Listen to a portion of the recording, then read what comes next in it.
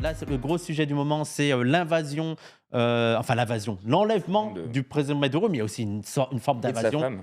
Et de sa femme. C'est pas bien pour. Oui, on ne sait pas pourquoi, mais elle était là. J'ai l'impression que ça a choqué plein de gens. On s'attendait à une attaque des États-Unis, mais on ne s'attendait pas à une telle action. Ouais. Je ne pense pas qu'on va revenir spécifiquement sur le Venezuela en lui-même, parce qu'il y a eu plein d'émissions sur le sujet. Il y a eu plein de débats, même sur Anas Kassib, pas du team, où je trouve Même, ça un peu même délirant. des places de la République, il y a eu des premiers rassemblements le jour même. Mais pour moi, ça va trop loin aussi, ces débats. On revient aussi sur l'impérialisme. La question à se poser, c'est donc là on voit le Venezuela, mais et l'enlèvement du président et Trump qui essaye d'imposer maintenant les entreprises américaines. On a vu là dernièrement, même les entreprises américaines ne sont pas ultra chaudes. Oui. La question de sécurité, c'est compliqué. Ouais. Mais quid au final aussi de l'Amérique du Sud au total, parce que je ne sais pas si vous avez vu, il y a un article de Grand Continent par exemple que j'ai lu en live qui dit qu'il y aurait une stratégie américaine de en fait reprendre le contrôle sur l'Amérique du Sud. Donc quid de l'Amérique latine? En fait, c'est pour ça qu'on avait choisi, là, je me rappelle plus le titre de cette séquence-là, mais parce qu'on a repris le mot de Trump, quoi. C'est la doctrine Donroe. Peut-être qu'on peut voir la vidéo de Trump tu le fais sur la bien. Donroe Il le fait Doctrine. incroyablement. Dated to the Monroe Doctrines. And the Monroe Doctrine is a big deal, but we've superseded it by a lot, by a real lot. They now call it the Donroe Document. I don't know. It's Monroe Doctrine. We sort of forgot about it. It was very important, but we forgot about it. We don't forget about it anymore. Under our new national security strategy, American dominance in the Western Hemisphere will never be questioned again. Won't happen. So just in concluding, for decades, other administrations have neglected or even contributed to these growing security threats in the Western Hemisphere. Ce gars est le chef de la première puissance mondiale. Voilà. Il y a un côté un peu hilarant quand même dans ce truc, mais effrayant aussi. Ouais. Dans et moi, j'ai une question. Pourquoi Donroe? Parce que c'est Donald. C'est une c'est compression ça, bien sûr. de Monroe et de Donald, quoi. Donc c'est D'accord. the Donroe Doctrine. Et peut-être qu'on peut déjà La dire ce doctrine que c'est. qu'on avait oubliée, Voilà, on l'avait oublié. on l'a dépassée. Voilà, donc, mais peut-être que vu qu'on l'a oublié, je peux peut-être dire un petit mot de ce que c'était, quoi. Ouais. Donc, du coup, c'est une doctrine qui est adoptée, si je me trompe pas, donc par le président Monroe, quoi, qui est un premier c'est 1821, je crois. Bon, peut-être je me gourre. Mais en gros, l'idée, c'est que c'est en fait, c'est une doctrine anticoloniale à la base. C'est ça qui est assez paradoxal dans cette histoire. Mais pour lutter contre les Européens, parce que les États-Unis n'avaient pas vraiment de colonie, quoi. Voilà, Ils n'étaient pas philanthropiques. Voilà, c'est ça. Et donc, du coup, c'est de dire, en fait, c'est les États-Unis s'occupent de l'Amérique, quoi. Et donc, donc ça, c'est ce qu'ils appellent l'hémisphère occidental, quoi. Ouais. Et donc, du coup, l'idée, c'est que, vu qu'ils ont fait la guerre d'indépendance contre les Anglais pas très longtemps avant, quoi, l'idée, c'est qu'il n'y ait plus d'influence anglaise, et surtout espagnole aussi, dans la période, qui est encore très forte, et sur le continent américain. Et en fait, cette doctrine Monroe, elle est constamment invoquée jusqu'à un moment extrêmement important, qui est la guerre des États-Unis contre l'Espagne en 1898, qui est un peu l'Espagne est une très vieille flotte en bois encore à ce moment-là. Ils se font ratatiner par les Américains un peu partout, aux Philippines, à Cuba et tout, quoi. Et eux, ils sont après la guerre de sécession. Ils Voilà, ont leur navire à vapeur. Voilà, donc là, c'est vraiment. Dans Civilisation, ils ont vraiment de l'avance technologique. Ouais, C'est vraiment le classique guerre de civilisation de fin de partie, un peu bizarre, quoi. Et donc, en fait, c'est ce moment-là où les États-Unis deviennent en fait aussi c'est à l'issue de cette guerre-là, et dans le fait d'avoir chassé le dernier grand empire européen du continent américain, quoi, que ça devient une superpuissance mondiale un peu. C'est un des moments d'émergence de ça.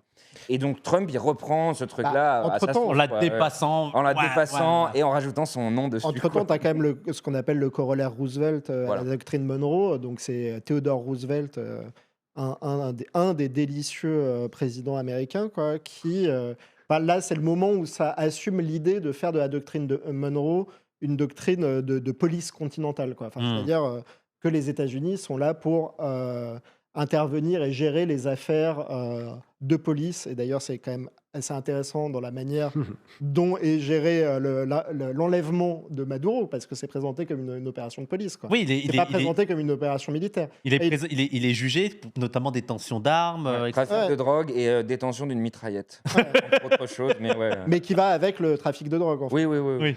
Il n'est pas jugé comme criminel criminel de guerre ou dictateur ou que sais-je. Quoi. Et donc là, on a vu qu'il y a le Venezuela, mais ça risque de pas s'arrêter là. Il y a le projet de reconquérir l'Amérique, en gros. On a vu les tensions avec la Colombie. Il doit rencontrer le président dans Gustavo Petro. Ils se sont eu au téléphone, là, dans le début de semaine. Alors, peut-être que je dis un mot sur le gouvernement de Petro, qui est une expérience assez intéressante quand même. Quoi. Ancien révolutionnaire armé. Voilà, ancien révolutionnaire, guerriero marxiste du M17. Et donc, en fait, notamment, lui, il a pris une position très courageuse, quoi, à l'appel d'un des syndicats de mineurs de charbon qui s'appelle Sintra Carbone, je crois. Peut-être je me trompe, mais bon, enfin voilà. En fait, ce syndicat de mineurs s'est rendu compte qu'il y avait une grande partie du charbon qui était utilisé en Israël pour alimenter donc, du coup, l'économie israélienne, mais aussi la machine de guerre génocidaire à Gaza, qui provenait de la Colombie. Et donc, du coup, en fait, ils ont, avec tout un travail de discussion avec la vice-présidente qui est d'origine palestinienne, et qui est une militante climat, en fait. Ils ont arrêté les exportations de charbon vers Israël. D'accord. Et quand même, ça allait très loin parce que lorsque en gros, il y a eu un problème juridique et en fait, les contrats qui étaient signés avant, ils pouvaient encore les appliquer. Petro a quand même dit, il a abrogé cette clause-là, il a œuvré personnellement pour ça, et il a dit, s'il y a un navire de charbon qui sort pour aller vers Israël, j'envoie la marine colombienne. Quoi. D'accord, ok. Donc voilà, donc c'est il y a aussi, il y a vraiment un engagement de fou. Il y a un engagement très important de Gustavo Petro à ce niveau-là, et voilà, il a organisé beaucoup de rassemblements dans les grandes villes en Colombie et tout pour se mobiliser, pour dire que voilà, les habitants de l'Amérique du Sud et en particulier de la Colombie vont pas se laisser faire en fait face aux menaces impérialistes de Trump. Voilà, donc c'est. Et là, il a l'air de mettre un peu d'eau. Oui, là, il a l'air parce qu'au départ, il était très virulent à l'égard de Trump. Il a même dit qu'il était prêt à reprendre les armes et tout. Et là, apparemment, il a mis de l'eau dans ce vin. Ils doivent se rencontrer. Et Trump a pris aussi la menace de la drogue. En mode, si tu luttes contre la drogue, je te laisserai tranquille. Mais il faut aussi. Et contre la drogue et en fait contre le LN qui est une guérilla marxiste. Mais il faut aussi se placer du point de vue colombien. Moi, je veux dire, je suis un peu déçu de cette eau dans ce vin, mais quand tu as les États-Unis qui te menacent et que tu vois la non-réaction de l'ensemble de la planète, tu fais gaffe, quoi. En fait, je pense que peut-être que pour que le chat comprenne un petit peu les enjeux, le niveau de pression et d'ingérence américaine aujourd'hui en Amérique latine. Alors, il y a plusieurs cas de figure, il y a plusieurs modalités par lesquelles passent les États-Unis pour imposer des choses aux pays d'Amérique latine, mais il y a eu beaucoup d'ingérence dans les élections. Dire qu'au Honduras ou en Argentine, au Honduras par exemple, lors des dernières élections, pour que ce soit le candidat du Parti national, donc de droite conservatrice, très à droite et favorable à Washington, qui passe, alors qu'il était donné perdant dans les sondages.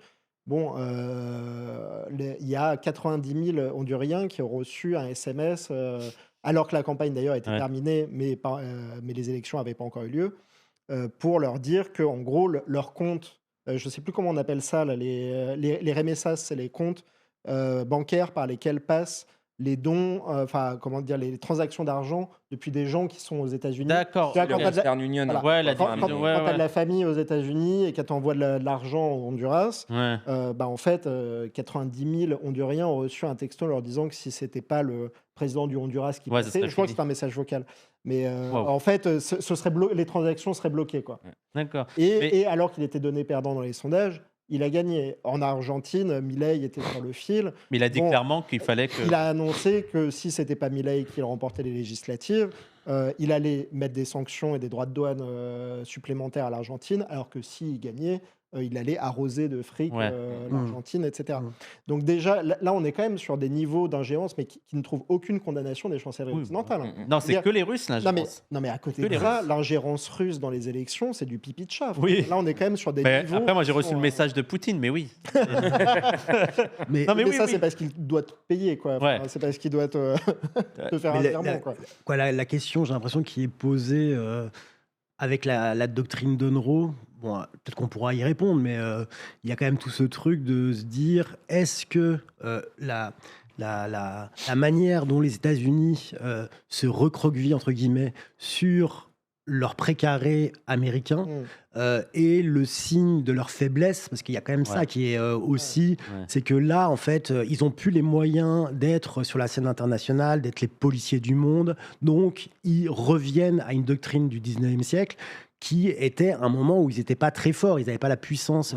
Donc là, est-ce que c'est un retour à des ambitions moins ou et je sais pas sur leurs bases américaines, et du coup on laisse tomber et après là je sais pas si on peut répondre à ça, mais il y a aussi à l'Iran, on voit comment ils soutiennent encore Israël. Oui, il y a quand même une projection internationale. Voilà, et j'ai l'impression que c'est les débats qui se font en ce moment. Est-ce que on est dans un truc seulement américain, les États-Unis reviennent à ça, ou est-ce qu'ils ont encore l'ambition mondiale d'être l'hégémone qui se projette dans le monde entier? Oui, quelqu'un le rappelle aussi dans les commentaires, ils ont toujours des bases un peu partout. Ah bah clairement, non, mais c'est pour ça que moi je sais pas, je suis pas forcément d'accord avec ça, mais c'est un peu la thèse qui a été défendue dans l'article du Grand Continent. Oui, c'est ça. En live l'autre jour, quoi, et qui en fait, d'une certaine manière, prend aussi pour argent comptant ce que dit le document de sécurité nationale de stratégie nationale qui est sorti pour 2025, hein, il me semble, et qui effectivement, dit que, comment dire, veut faire se replier un petit peu, se reconcentrer sur le continent américain, les objectifs stratégiques des États-Unis. Après, voilà, on peut nuancer cette idée ou se dire que, attention, il faut quand même bien observer ce qui se passe, parce que tu as cité le Moyen-Orient et l'Iran, effectivement, où Donald Trump menace d'intervenir, même s'il n'a pas l'air complètement chaud. Ça a l'air d'être plus compliqué que ça. Mais il a bombardé le Nigeria, par exemple, Noël. On n'en a pas beaucoup parlé, mais Nigeria qui est aussi un pays pétrolier. Nigeria qui est dans une zone, on va dire, géostratégiquement intéressante au niveau du golfe de Guinée, dans un contexte où la France a beaucoup perdu d'influence au Sahel. Et en fait, je sais pas si le chat est un petit peu au fait de ça, mais ça fait 2 mois qu'il dit qu'il y a un génocide de chrétiens au Venezuela.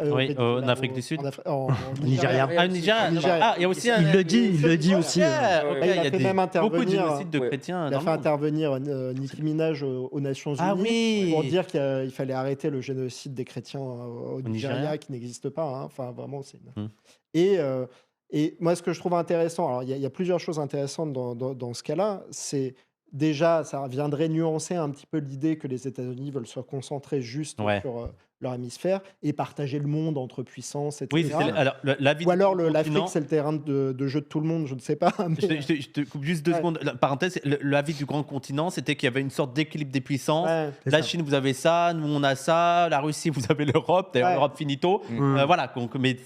C'est la théorie des grands espaces. Voilà, c'est ça. Mais du coup, l'Afrique, est-ce que c'est là où se dispute tout le monde? Tu vois, ça, tout le monde. Je sais pas. Mais comment dire, c'est intéressant parce que, pour cette raison, ça amènerait un petit peu à nuancer, à questionner. Aussi parce que le Nigeria est plutôt un pays allié des États-Unis. En fait, ils se font mettre une pression démentielle par les États-Unis qui leur dit si vous mettez pas plus de bonne volonté à arrêter un génocide qui, encore une fois, n'existe pas, on va vous sanctionner économiquement ou on va intervenir unilatéralement. On rappelle la domination du dollar. Et c'est c'est une des preuves que quand on est un pays du Sud aujourd'hui, ça n'a aucun intérêt de s'allier aux États-Unis. ça a finalement très peu d'intérêt parce que c'est pas parce que tu t'y allies ou parce que tu réponds positivement à certaines choses que tu vas pas te faire bombarder ou prendre des sanctions. Enfin, on est quand même dans un niveau de domination, y compris des vassaux, des pays vassalisés, qui est extrêmement important. Il y a quelqu'un qui dit dans le chat, c'est Milou13 qui dit qu'il y a aussi la question de la concurrence technologique avec la Chine. Et effectivement, la Chine a développé ses activités sur le continent américain, Oui. en particulier dans les pays latino-américains, quoi. Et donc, du coup, ça, effectivement, ça pose problème. Et surtout que, moi je suis un peu obsédé par ça, mais j'en parle très très vite, mais il y a beaucoup des ressources en cuivre du monde qui sont en Amérique latine. Et le cuivre, c'est hyper important parce que si vous voulez construire des grilles électriques, des grilles électriques, des réseaux électriques de pays et tout ça, il faut du cuivre en fait. Dès que tu veux de l'électricité, il faut du cuivre. Et aujourd'hui, en fait, les capacités de production du cuivre, les États-Unis ont que 2 fonderies géantes de cuivre. Et la Chine, en fait, contrôle une grande partie de la production mondiale de cuivre. Donc il y a cet enjeu, effectivement, il y a des enjeux qui se jouent en Amérique, qui aussi ont des implications à un niveau beaucoup Mais plus c'est long. pas la drogue alors le problème? C'est quand même la pas drogue, du c'est tout, quoi. très très grave, quoi.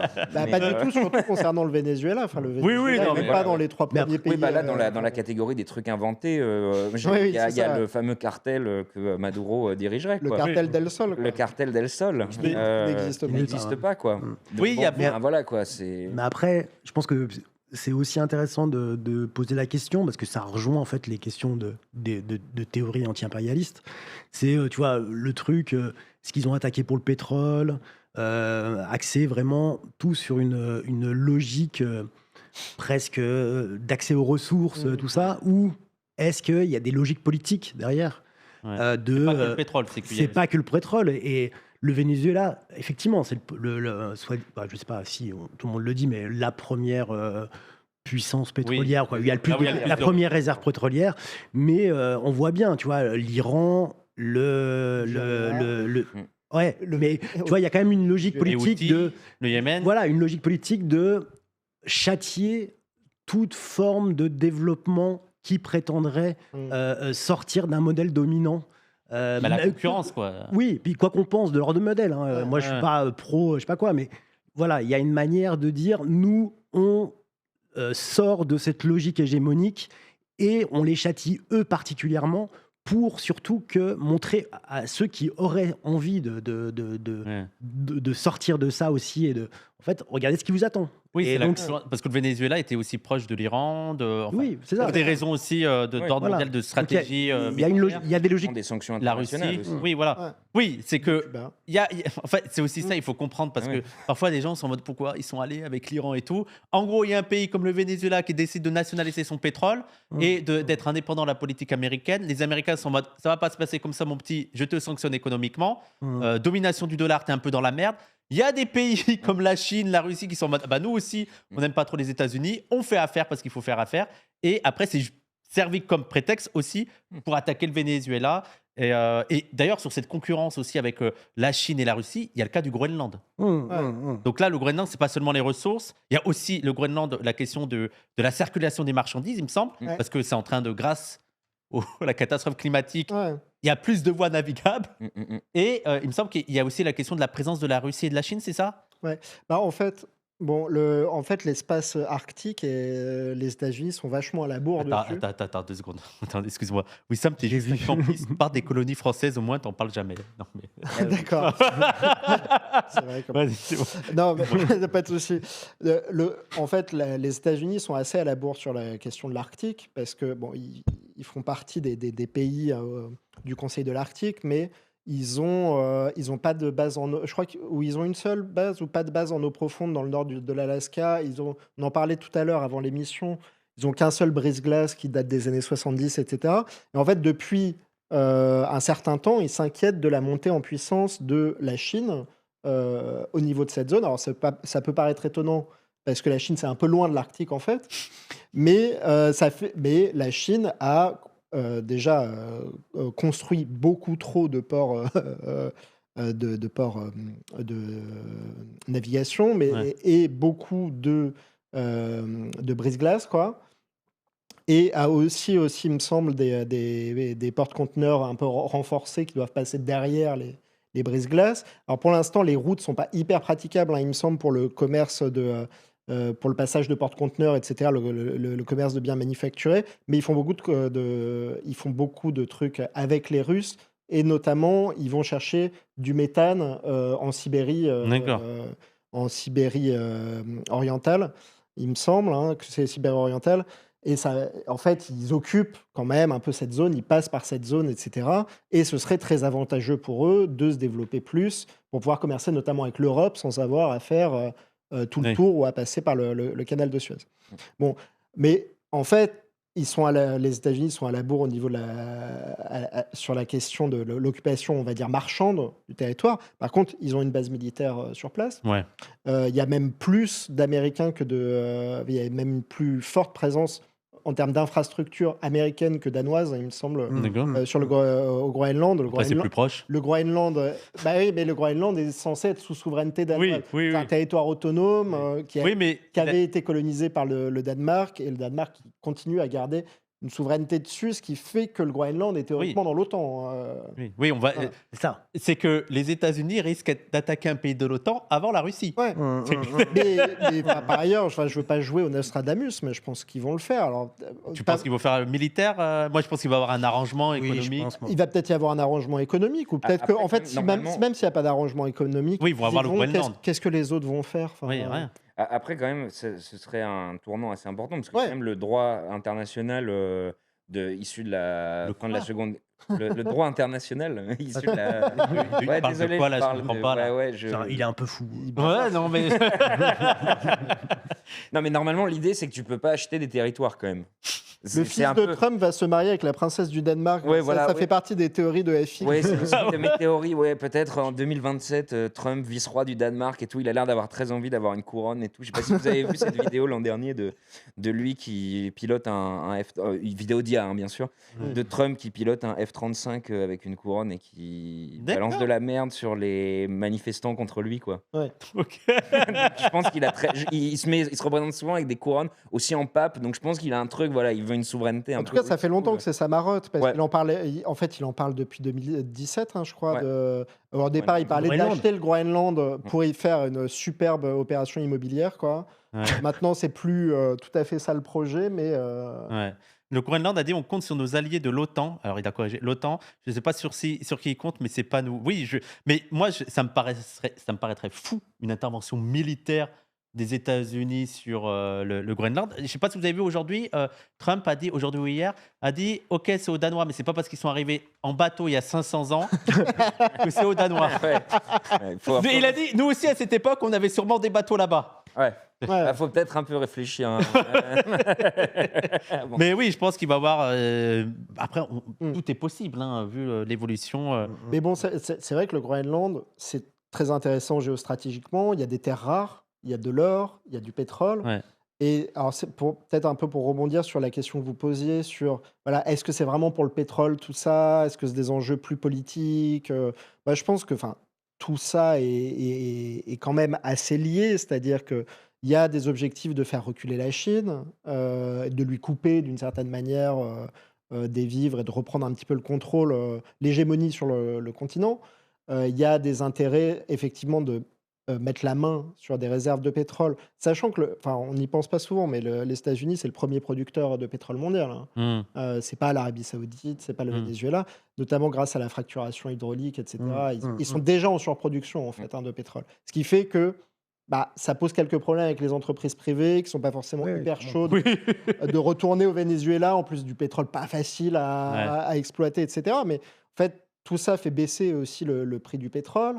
Ça peut être avantageux pour que le prix de l'énergie baisse pour les agents de la tech. En fait, il y a tout un tas de raisons, mais surtout, en fait, si à un moment donné, vu qu'ils s'intéressent à l'Amérique du Sud, Groenland, pétrole, Iran, pétrole, Moyen-Orient, pétrole, Nigeria, pétrole, si à un moment donné, c'est le roi du pétrole international, en fait, ça va être très dur pour d'autres pays aussi d'avoir accès à l'énergie facilement, quoi.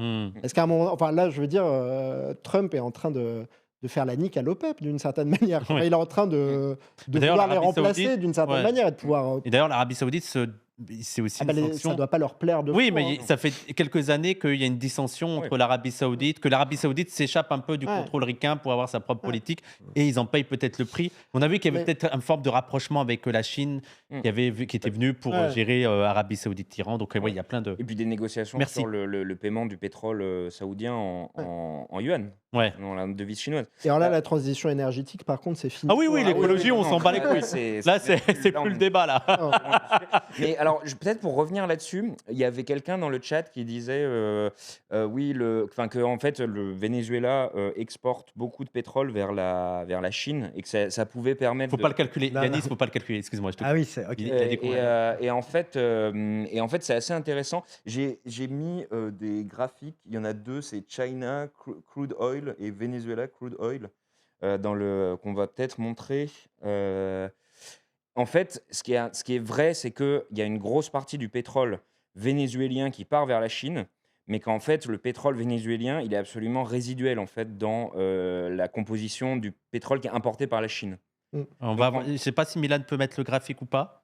Ah, super. Voilà, Merci. alors Celui-là, c'est celui-là, Venezuelan Crude Oil. voilà, donc là, effectivement, vous voyez le truc en bleu, là, c'est la Chine, quoi. Donc effectivement, ils exportent beaucoup vers la Chine. Mais, et c'est là c'est l'autre graphique, normalement, qui montre ça.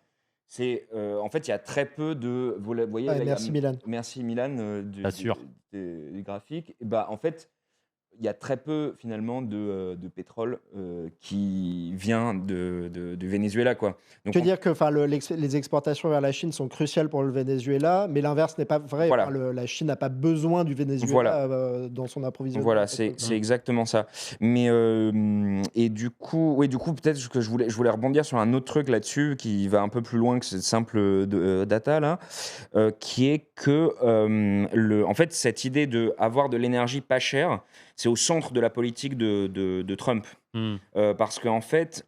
Vous vous rappelez, au mois d'avril dernier, il est arrivé en faisant les annonces des tarifs douaniers. Là, c'était le fameux Liberation Day. Et en fait, le coût très bas de l'énergie, et en particulier du pétrole, c'est la contrepartie de ce truc-là. Parce que vous vous rappelez, Trump, il s'est aussi, quand il s'est présenté en disant je vais mettre fin à l'inflation et tout, parce que Joe Biden, il a fait n'importe quoi et tout, avec moi, il n'y aura plus d'inflation, voilà, c'est terminé, tout ça, on va reprendre les choses en main. Et puis quand tu lui demandais pourquoi, il avait un peu du mal à répondre. En fait, la stratégie de Trump, comment il allait faire pour, disons, faire baisser l'inflation en mettant des tarifs douaniers partout, quoi, ce qui fait monter les prix normalement. En fait, la réponse de ses conseillers économiques, c'est de penser que en baissant le prix du pétrole, quoi, en ayant du pétrole pas cher, y compris avec la fracturation hydraulique, en fait, en multipliant les sources de pétrole, on va faire baisser le prix, le prix du pétrole va baisser, et en fait, ça va provoquer une espèce de spirale contre l'inflation, quoi. Ok. Un peu à l'opposé de celle qu'on a eue en 2022. Oui, après. comme les sources d'énergie est plus chère, ça augmente Voilà. le prix. Là, ça va être le contraire. Voilà, là, c'est exactement ça. Et donc, du coup, en fait, je pense qu'il faut assez prendre au sérieux alors, sans dire que D'où c'est... l'intérêt pour lui d'être négationnisme de la catastrophe. Ah bah oui, c'est indispensable. Climato-négationniste. Voilà, c'est indispensable au développement de cette politique-là, quoi, parce que voilà, c'est le pétrole. Enfin voilà, il faut du pétrole. Et donc du coup, en fait, je pense qu'il faut prendre très au sérieux le On dit truc pas- de. Attendez, je crois qu'on dit aussi climato-négationniste. Ouais. Ah bon? Ouais, Ça se dit, oui, il y a des expressions. Si, Oui, c'est c'est plus du même pas- climato-sceptique. Bah, c'est même pas- Ouais, c'est même pas ça, parce que climato-négation. lui, il dit même, je crois qu'il n'y a pas de réchauffement. Ouais. C'est même pas, il dit, je sais L'origine pas humaine. si c'est à cause de l'économie ou de l'activité Ouais. humaine. Il dit, ça n'existe pas, it's a hoax, quoi. Enfin, Ouais. genre, mais fake Ouais. news. et D'ailleurs, la première fois que le Conseil de l'Arctique n'a pas réussi à prendre une décision commune, c'était en 2017 ou 2018, parce que les États-Unis voulaient absolument retirer l'idée qu'il fallait préserver l'Arctique par rapport au réchauffement climatique. Il était là, ça n'existe pas. En fait. C'est que Ça de peut la pas glace, apparaître. là. Ouais. Vous faites quoi Alors que le truc existe depuis 50 ans et qu'il y a toujours eu des déclarations communes, là c'était la première année où il ne pouvait pas y en avoir pour cette raison. Quoi. Mais du coup, pour finir sur l'argument, je voudrais Oui, finir. excuse-moi. Pardon. Non, mais parce que je pense que c'est un point un peu important. En fait, je pense qu'il faut prendre très au sérieux. En fait, les États-Unis veulent pas simplement prendre le contrôle du pétrole vénézuélien. Ouais. L'enjeu, c'est que le Venezuela, de leur point de vue, dans leur stratégie politique, ne produit pas assez de pétrole. C'est ça le problème, c'est qu'ils veulent qu'il y ait plus de pétrole qui sorte du Venezuela, ce que l'administration Trump veut, pour que le prix du pétrole baisse. Et ça, c'est assez... voilà, c'est le centre de leur stratégie parce que il faut compenser les effets inflationnistes des droits de douane, quoi. Donc il faut que le prix du pétrole baisse. Et tout l'enjeu, c'est est-ce qu'il va, tu en parlais tout à l'heure, est-ce qu'il va réussir à convaincre les pétroliers de faire ça? Parce que eux, c'est pas forcément ça investir des milliards de dollars au Venezuela aujourd'hui. C'est pas forcément ce qui les arrange le plus, quoi. Surtout vu l'instabilité que ça va donner, quoi. Et surtout et après, vas-y, et après, Romain. Non, mais je parlais de surproduction, c'est-à-dire que c'est pas juste qu'il y a trop de pétrole qui est produit aux États-Unis, c'est que c'est moins facile de l'écouler parce qu'il y a un ralentissement de la croissance dans pas mal de pays et parce qu'il y a la transition énergétique aussi qui existe dans d'autres pays. Et du coup, être déjà en crise de surproduction et exploiter en plus d'autres sources, ça peut être galère pour les entreprises, quoi. Et puis j'ai l'impression qu'il y a peut-être des contradictions aussi qui vont avoir lieu même dans la base sociale du Trumpisme quand même, parce que on le voit même déjà dans les élites trumpistes ou les élites MAGA là, où on voit que là, tu vois, c'était Marco Rubio qui était proche de Trump, qui on dit qui a poussé beaucoup pour cette intervention au Venezuela avec le truc Cuba, tout ça, et il a quand même été élu aussi sur des promesses isolationnistes de nous on s'occupe plus de ça, plus de soldats américains en dehors de nos frontières, la question de l'inflation, quoi. Il y avait toute une base aussi de classe moyenne, classe populaire qui votait Trump pour ça, et je pense que là il va y avoir des contradictions aussi qui vont avoir lieu et qui vont réveiller un peu des questions politiques. Oui, il y a une trahison d'une certaine partie de la base trumpiste. Je pense, qui était sur des logiques plus nationalistes et plus isolationnistes dans la grande tradition de la droite et de l'extrême droite américaine, qui était sur ces positions-là. Et pour conclure, parce qu'on est un petit peu en retard. Non, en fait, je pense qu'il y a, peut-être pour conclure, on peut répondre un peu à une question là qui dit est-ce que Trump a raté son pari de forcer les grandes entreprises capitalistes pétrolières de travailler au Venezuela? En fait, je pense qu'on n'a pas encore la réponse à ça. Et à mon avis, les contradictions dont tu parles, Romain, elles vont se jouer à ce niveau-là. C'est-à-dire qu'en fait, on a bien vu là, donc, en gros, il n'y a que Chevron qui est déjà au Venezuela, qui exploite déjà du pétrole, qui a l'air plutôt chaud. ExxonMobil l'est pas du tout, par exemple. Et en fait, la capacité de l'administration Trump à faire des garanties de sécurité, donc potentiellement aller plus loin dans l'escalade militaire, vont jouer un rôle indéniablement là-dedans, quoi. Et donc c'est pour ça, moi je pense que c'est un peu trop tôt en fait quelque part pour dire c'est à cause du pétrole, c'est à cause. En fait, il y a plein de dynamiques, quoi, y compris à l'intérieur des classes dominantes américaines qui ont amené à cette situation, et elle n'est pas encore réglée du tout en fait, quoi. Enfin, on est c'est un conflit, quoi. Et ce sera le mot de la fin pour cette partie-là. Je rappelle les gens, c'est le groupe de lecture Ligne Anti-Impérialiste. Vous avez tous les liens en description de la vidéo YouTube, le Linktree pour aller voir la page Instagram, la page Twitter et aussi le site internet et le Discord, parce qu'il y a plein de débats. Il y a des groupes de lecture sur Paris et sur Marseille. Si vous voulez avoir les infos, vous venez sur le groupe Discord. Et si vous n'êtes pas dans ces deux villes, venez quand même dans le groupe Discord pour discuter, échanger. Il y a toujours des résumés, il y a toujours des débats autour de la question d'anti-impérialisme. Et n'oubliez pas aussi de soutenir la chaîne avec les liens qu'il y a en description.